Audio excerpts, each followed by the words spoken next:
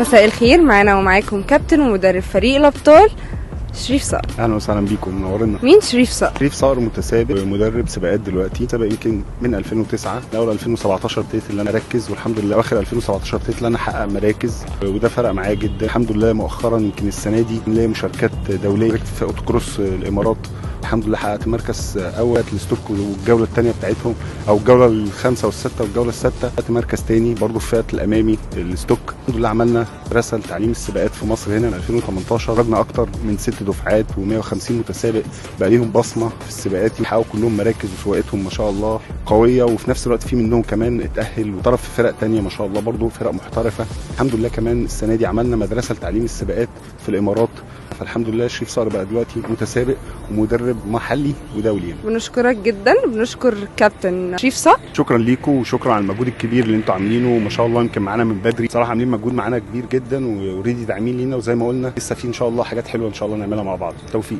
شكرا.